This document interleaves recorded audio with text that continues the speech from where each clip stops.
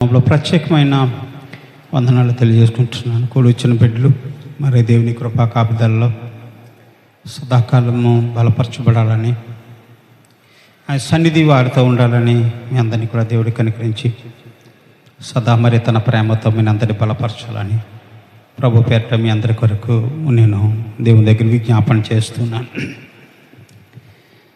మరి ఈరోజున వాక్య భాగంలో మత్తయి సువార్త 6వ అధ్యాయం 24వ వచనం, ఎవడును ఇద్దరు యజమానులకు దాసుడుగా ఉండనేరడు, అతడు ఒకరిని ద్వేషించి ఒకరిని ప్రేమించును, లేదా ఒకని పక్షంగా నుండి ఒకరిని తృణీకరించును. మీరు దేవునికిని సిరికిని దాసులుగా ఉండలేరు అని. ఒక మనిషి ఇద్దరి యజమానులకి ఒకే రకంగా విధేయత చూపించలేడు. ఆ ఇద్దరిలో ఎవరొకరు నచ్చుతారు. ఎవరు బాగా డబ్బులు ఇస్తే వాళ్ళు నచ్చుతారు, ఎవరు బాగా భోజనం పెడితే వాళ్ళు నచ్చుతారు, ఎవరు బాగా తనని చూసుకుంటే వారు నచ్చుతారు.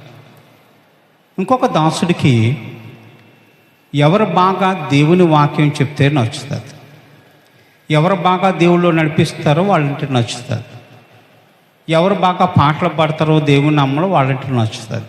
ఒక మంచి దాసుడైతే మంచి యజమానుని స్వీకరించి ఆ యజమానుడు వెనకాల పరుగులు తీస్తాడు. చెడ్డ దాసుడైతే చెడ్డవాడి వెనకాల పరుగులు తీస్తాడు. కాబట్టి ఈ లోకములో దేవునికి సిరికిని దాసులుగా మీరు ఉండలేరు. ఎందుకంటే మరి మన జీవితాలలో, ఆధ్యాత్మికమైన జీవితాల్లో రెండూ కోరుకుంటాం. డబ్బు కావాలంటాం, దేవుడు కావాలనుకుంటాం. ఏది కావాలో అది మనము ఖచ్చితంగా నిర్ణయించుకుంటే, దేవుడు కావాలనుకుంటే దేవునికి దాసులుగా ఉంటాం, లోకము కావాలంటే లోకానికి దాసులుగా ఉంటాం. మనకి ఏది కావాలని దేవుడు అడుగుతున్నాడు. కాబట్టి దేవుడు ఏమంటున్నాడు, మీరు వెచ్చగానే ఉండండి, చల్లగానే ఉండండి, నువ్వెచ్చగా ఉండొద్దు. మీరు అటు ఇటు ఉన్నవాడు చాలా ప్రమాదం. వాడు ఏ సమయానికి ఎలా తిరుగుతాడో, ఏం మాట్లాడతాడో, ఏం విధ్వంసం సృష్టిస్తాడో, ఎవరిని తిడతాడో, ఎవరిని అవమానిస్తాడో తెలియదు. కొంతసేపు మంచిగా మాట్లాడచ్చు, కొంతసేపు చెడ్డగా మాట్లాడచ్చు. ఒక దాసుడు ఇద్దరు యజమానుడికి విధేయుడిగా ఉండలేడు, కానీ ఒకే యజమానుడికి విధేయుడిగా ఉంటాడు. ఇద్దరు యజమానులకి విధేయుడిగా ఎప్పుడు ఉండలేడు. అలాగే దేవుని నమ్మిన ప్రతివాడు కూడా ఒకడు దేవునికన్నా విధేయుడిగా ఉండాలి, లేకపోతే లోకానికన్నా విధేయుడిగా ఉండాలి. రెండిటికి విధేయుడిగా ఉండటం అనేది అసంభవం. మీరు ఎవరు, దేవుని దాసులా లోకానికి దాసులా అని ప్రభు ప్రశ్నిస్తున్నాడు. మనం ఎవరమో ఈ రోజున మనం గమనించుకోవాలి.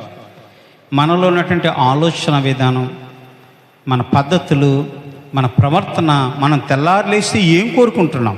దేవుని కోరుకుంటున్నామా, లేక లోకాన్ని కోరుకుంటున్నామా? డబ్బుని కోరుకుంటున్నామా, ఆస్తులు కోరుకుంటున్నామా? ఏది కోరుకుంటున్నామో ఈ రోజున ఆశ కలిగి ఏదో విధంగా నేను ప్రభు సన్నిధానంలో ఆత్మను పొందుకోవాలని ఏనాడన్నా మనం కోరుకున్నట్లుగా ఉంటే మన దేవుని దాసులు. లేదు ఈ రోజున లేచిన కాడ నుంచి సాయంత్రం వరకు కూడా నేను ఈరోజు ఎంత సంపాదించాలి, ఎంత పేరును గడించాలి, ఎంత ఆస్తి కూడబెట్టాలని ఆలోచిస్తే కనుక మనం లోకానికి దాసులం. మనం దేవుని దాసులము ఉండాలంటే కనుక మనం దేవుడు చెప్పినట్లుగా వినాలి. 2 పడవల మీద ఒక మనిషి 2 కాళ్ళు ఇస్తే ఎలాగుంటుంది? ఆ కాలు ఆ పడవ మీద, ఈ కాలు ఈ పడవ మీద. ఆ పడవ ముందుకు వెళ్ళిపోతుంది, కానీ వాళ్ళ మధ్యలో పడతారు. మన జీవితం ఆ విధంగా ఉండకూడదండి. ఏదో ఒక దాసుడుగా ఉండటానికి, దేనికి ఒక దానికి దాసుడుగా ఉండటానికి ఇష్టపడాడు. దేవుని ప్రవక్త అనబడినాడు, దేవుని సేవలో బలంగా ఉన్నాడు. సాక్షాత్తు దేవుడే ప్రతిరోజు అతనితో మాట్లాడుతూ ఉన్నాడు. ప్రతిరోజు వాక్యము ద్వారా అతన్ని దర్శిస్తున్నాడు. దేవునితో మాట్లాడుతూ దేవుని ఆత్మ కలిగి ఉన్నవాడు. అతని దగ్గర ఒక శిష్యుడు ఉన్నాడు. దేవుని ఆత్మను ధరించుకున్న యజమానుడి దగ్గర సేవ చేస్తున్నాడు. కానీ దేవుని దగ్గర ఆ యజమానుడు మరి పని చేస్తున్నప్పుడు యజమానుడి దగ్గర, తన గురువు గారి దగ్గర ఈ శిష్యుడు నేర్చుకోవాలి, ఏదో ఒకటి నేర్చుకోవాలి. దేవుని ఎలా సంపాదించుకోవాలి, దేవుని ఆత్మని ఎలా పొందుకోవాలి. సిరియా దేశములో నివసించే నయమాను అనే ఒక వ్యక్తి ఉన్నాడు. ఇతని ఒళ్ళంతా కుష్టి రోగం. రాజుల యుద్ధాలు జరిగినప్పుడు ఇజ్రాయేల్ దేశంలో కొంతమందిని చెరగా తీసుకుపోయారు, బానిసలుగా తీసుకుపోయారు. ఈ బానిసల్లో ఉన్నట్టు ఒక స్త్రీ ఈ నయమాను ఇంట్లో పనిచేస్తుంటే ఆమె తన దేవుని కనపరిచింది. ఎలాగా? ఆ నయమానుని చూసి చెలించిపోయి ప్రతిరోజు, రాజా నువ్వు ఎక్కడెక్కడో మందులు వేసుకుంటున్నావు, భూత వైద్యుల దగ్గరికి వెళ్తున్నావు, రక్షరేకులు కట్టించుకుంటున్నావు, ధూపదీప నైవేద్యాలన్నీ చేస్తున్నావు, దేవతా స్తంభాలకి బలులు అర్పించి వాటికి పూజలు చేస్తున్నావు, ఎన్ని చేస్తున్నావు. ఇవన్నీ వదిలిపెట్టు. నిజమైన దేవుడు ఇజ్రాయేల్ దేశంలో ఒకడున్నాడు, ఒక ప్రవక్త ఉన్నాడు. ఆ ప్రవక్త దగ్గరికి పో. ఆ ప్రవక్త నిన్ను దేవుని నామములో స్వస్థపరుస్తాడు. అంటే అతను యోర్దాను నది దాటి యువతలకి వచ్చి ఆ యజమానుడు ఎవరైతే ఉన్నారో, ఆ ప్రవక్త ఎవరైతే ఉన్నారో ఆ ప్రవక్త దగ్గరికి వచ్చి నిలబడ్డాడు. ఆ ప్రవక్త ఇంట్లోనే కూర్చున్నాడు, కానీ ప్రవక్త బయటికి రాలేదు. ఈ నయమాను ఆ ప్రవక్తని పిలిపిస్తే ఆ ప్రవక్త అన్నాడు, దాసుడితో నువ్వు వెళ్ళి చెప్పు, ఇప్పుడు వెళ్ళి యోర్దాను నదిలో 7 సార్లు మునిగితే అతని కుష్ఠరోగం పోతుందని చెప్పన్నాడు. దేవునికి మాను ఆ యోర్దాను నదిలోకి వెళ్ళి 7 సార్లు మొలకగానే దేవుని నామంలో అతని యొక్క దేహము పసిపిల్లవాని దేహంలా వికసించిందంట. కుష్టి వ్యాధి కంటే భయంకరమైన రోగాలు మనలో ఉన్నాయి. కుష్టి రోగము కంటే భయంకరమైన వ్యాధి మన హృదయం నుండి నింపబడ్డది. కాబట్టి నీ హృదయము ఘోరమైన వ్యాధి కలిగినది. నీ హృదయం అంతా ఘోరమైన వ్యాధి.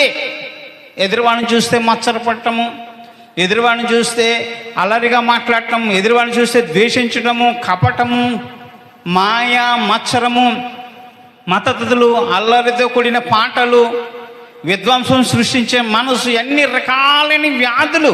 ఎదురుబడ బాగుపడితే చూడలేని తత్వం, స్వార్థము, ఇవన్నీ నీ మనసు నుండి నింపబడినాయి. కాబట్టి ఘోరమని వ్యాధి కలిగి ఉందట మనుషులకి. ఆ మనుషులకు హృదయాన్ని దేవుడు స్వస్థపరచగల సమర్థుడని మనం నమ్మితే ఖచ్చితంగా దేవుడు చెప్పిన మాట వింటే మన హృదయాలు చక్కబెట్టబడతాయి. మన హృదయంలో ఉన్న ప్రతి ద్వేషము దూరపరచబడుతుంది. దేవుని నామములో మనం ఇల్లు చక్కబెట్టుకోగలుగుతాం. దేవుని నామములో ప్రతి విధమైన ఘోర వ్యాధి కూడా మనసు నుంచి తొలగిపోయినప్పుడు మనం పవిత్రపరచబడతాం. ప్రియులారా, ఆ రోజున నయమాని అనే వ్యక్తి 7 సార్లు మొలగనే పసిపిల్లవాని దేహము ఎంత చక్కగా ఉంటుంది. పసిపిల్లని గిలితే ఏమవుతుందండి? వెంటనే ఎర్రగా మచ్చబడిపోతుంది. ఎలా ఉంటుంది? పచ్చగా ఉంటుంది శరీరము. అటువంటి శరీరాన్ని ధరించుకున్నప్పుడు దేవుని నామాన్ని మహిమపరిచి తిరిగి వచ్చి ఆ ప్రవక్త దగ్గర అంటున్నాడు, అయ్యా కొంచెము కానుకలు తీసుకోండి, కృతజ్ఞత నేను చెల్లిస్తున్నాను, తీసుకొని నాకు చాలా ఉపకారం చేశారు. ఎన్నో సంవత్సరాల నుంచి ఘోరమైన వ్యాధితో నేను బాధపడుతున్నాను, కుష్ఠరోగంతో బాధపడుతున్నాను. చూసిన వారందరూ కూడా అసహించుకుంటున్నారు. ఈ కుష్టి వ్యాధి కోసం అనేక చోట్ల తిరిగాను, ఎక్కట్లో పడ్డాను, ఎవరి చేత కాలేదు. అయితే ఈ రోజున నువ్వు చెప్పిన ఒక మాట వల్ల, దేవుని మాట వల్ల నేను స్వస్థపరచబడ్డాను. దయచేసి ఈ కానుకలు తీసుకోమని వెండి బంగారము వస్త్రాలు పట్టుకొస్తే ఆయన నాకు ఇదేమీ అవసరం లేదు. దేవుని సేవకుడికి ఏం కావాలండి? వెండి బంగారాలు కావాలా? దేవుని సేవకుడికి ఏం కావాలండి? భూములు పొలాలు కావాలా? దేవుని సేవకుడికి ఏం కావాలండి? భయంకరమైన బిల్డింగ్లు కావాలా? దేవుని సేవకుడికి ఏం కావాలండి? పెద్ద పెద్ద కార్లు కావాలా? విమానాలు కావాలా? ఏం కావాలండి? దేవుడు కావాలి, అంతే. అవునా? ఈ రోజున సేవకులు కూడా అలాగ ఉన్నారు. పెద్ద పెద్ద కార్లు కావాలి, పెద్ద పెద్ద వాహనాలు కావాలి, పెద్ద పెద్ద విమానాలు కావాలి, పెద్ద పెద్ద బిల్డింగులు కావాలి. ఈ భూమి మీద అధిక కోటీశ్వరులకు వారు ఉండాలని కోరుకుంటూ ఉంటారు. మొట్టమొదటిగా దేవుని సేవ చేయాలంటే, ఒక దేవుని సేవకుడు ఒక స్టేజ్ ఎక్కాలంటే ఆ స్టేజ్ మీద ఎక్కిన ఆ దేవుని సేవకుడికి మొట్టమొదటిగానే కొంచెం డబ్బు ముందే ఫోన్పే చేసే అతను చొప్పుడు సేవ చేస్తాడు. లేకపోతే సేవకుడు కాల్ షీట్లు దొరకవు. దేవుని సేవ చేసేటువంటి వాడికి ఏం కావాలి? డబ్బు కావాలా? ఈ రోజున పరిపూర్ణమైన ఆత్మతో దేవుని సేవ చేసే రోజున అనేకమైన ఆత్మలు సంపాదించాలనే తపన ఈ సేవకునికి కూడా ఈ రోజున లేదు. ప్రతి ఒక్కరికి కావాల్సింది ధనము, ధనము, ధనము. లోక ఆశతో కూడిన సేవకులు అనేక మంది బిడ్డలు, అనేక మంది సంపాదించుకున్న నాకు అదే చాలు. ఆ ప్రవక్త నాడు దేవుడు నాతో మాట్లాడుతున్నాడు, దేవుడు నాతో ఉన్నాడు. ఆయనకంటే గొప్ప ధనం ప్రపంచంలో ఏమీ లేదు. ఆయన నాకు ఇచ్చినట్టు ఈ ధనాన్ని నేను అందరికీ పంచి పెడతాను. ఉచితంగా ఇచ్చిన దాన్ని ఉచితంగా నేను పంచి పెడతాను. దేవుని సేవను నేను నమ్ముకోలేను, దేవుని వాక్యాన్ని నేను నమ్ముకోలేను, దేవుని సేవను ఈ రోజున బజారు పాలు చేయలేను. దేవుని మాట ఏదైతుందో నాతో చెప్పిన ప్రతి మాట కూడా నేను అనేక మంది దీనులకు, దరిద్రులకు పంచి బీదవారి గుర్రాల వెనకాల పరిగెడుతున్నాడు. గుర్రముతో సరి సమానంగా పరిగెడుతున్నాడంట.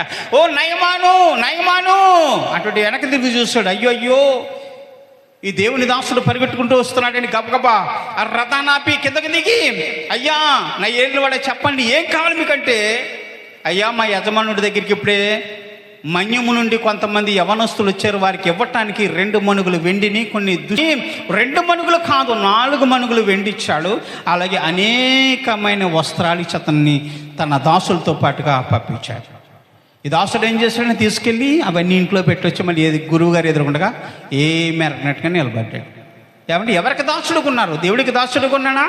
లోకానికి దాసుడుగా ఉన్నాడా? ఎవరి దగ్గర నమ్మకం కలిగాడంటే తన యజమానుడైనటువంటి ప్రవక్త దగ్గర నమ్మకమైన వాడు కలిగాడు. ఎవరికి నమ్మకస్తుడిగా పనిచేస్తాడంటే లోకమునికి నమ్మకస్తుడిగా పనిచేస్తాడు. లోకాన్ని సంపాదించుకోవడం కోసం, లోకాన్ని ఆర్జించడం కోసం దానికి లోపడిపోయి లోకానికి దాసుడుగా ఉన్నాడు. లోకానికి